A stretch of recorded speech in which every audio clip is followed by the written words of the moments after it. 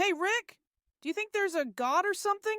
Morty, listen, the idea of a higher power, sure, it's a fascinating concept. But does it matter in the grand scheme of the multiverse? I guess, but sometimes I wonder if there's some sort of purpose, behind all this chaos. A purpose? Morty, what you call purpose is just a fancy way of saying a chemical reaction that makes you feel good about your miserable existence. So you're saying there's no point to anything? What I'm saying is that the concept of God as a cosmic babysitter is kind of laughable. I mean, look around. If God existed, would he allow all this nonsense? But what if God is just out there watching us, like guiding us? Morty, there's no guiding hand. Just the wild, unpredictable nature of the universe throwing random events at your face. You want to believe in a deity? Fine. Just understand you're picking the fluffiest option on the menu. I don't know, Rick. My teacher said organized religion gives people hope. Hope?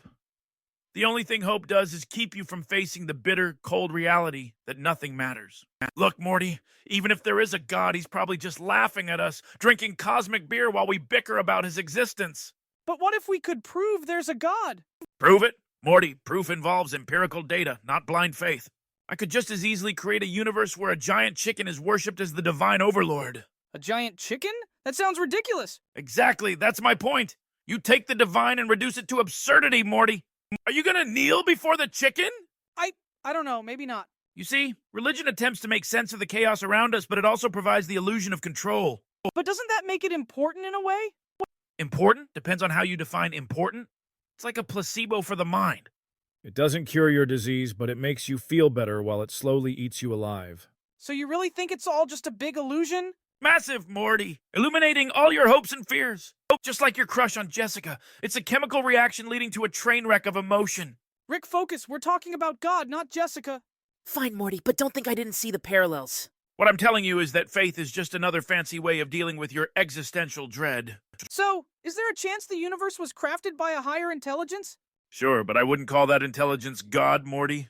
That's just someone fiddling with the knobs, watching the chaos unfold. Think of it as a universal prankster.